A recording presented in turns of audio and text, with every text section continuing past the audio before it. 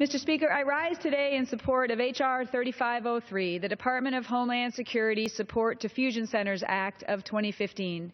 We have made improvements since 9/11 attacks, the Boston Marathon bombings, and Fort Hood to increase and enhance the nation's ability to detect and prevent terrorist attacks. However, the elevated potential for attacks carried out by individuals either directed or inspired by radical violent extremism reinforces that there is more work to be done, especially breaking down information sharing stovepipes.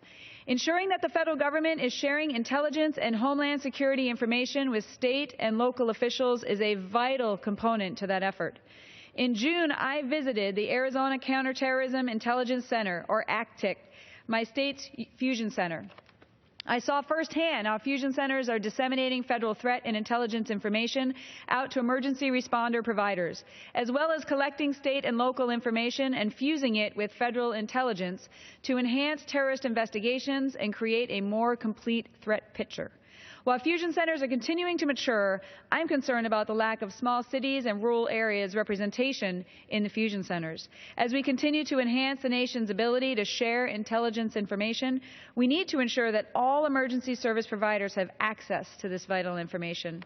To help break down the information sharing stovepipes, the ACTIC and 77 other fusion centers across the country need greater access to intelligence and information from Department of Homeland Security and its components.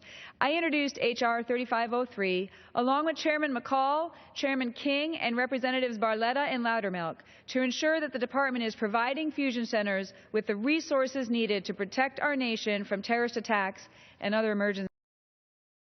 This bill passed the Subcommittee on Counterterrorism and Intelligence and the full Committee on Homeland Security by voice vote with bipartisan support.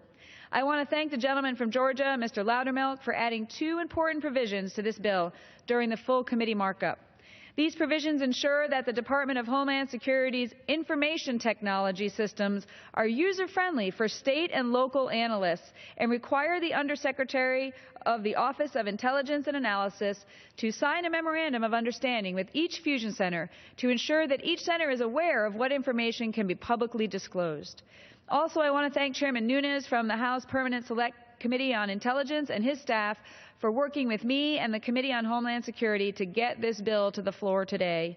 I ask unanimous consent to include a letter exchange between Chairman Nunes and Chairman McCall in the record regarding the legislation. Objection. H.R. 3503, as modified, requires the Government Accountability Office, or GAO, to conduct an assessment of the Department of Homeland Security personnel detailed to fusion centers and whether deploying additional personnel from several of the departmental components will enhance threat and Homeland Security information sharing. Having a non-biased assessment of staffing levels and responsibilities for Department of Homeland Security personnel deployed to fusion centers will be valuable when making decisions moving forward on the appropriate staffing levels. Additionally, this bill applauds the effort of the Office of Intelligence and Analysis in establishing a program to provide top-secret clearances to appropriate state and local analysts in fusion centers. To ensure that this initiative is carried out efficiently and in a manner that ensures operational security, the bill requires DHS to submit a one-time report to Congress.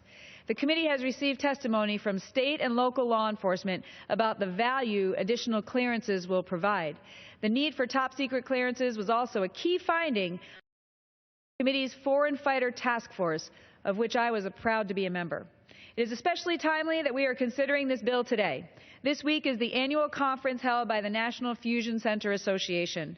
This bill will help ensure that our state and local law enforcement officers, as well as fire and EMS personnel, are getting access to the information they need to protect our communities.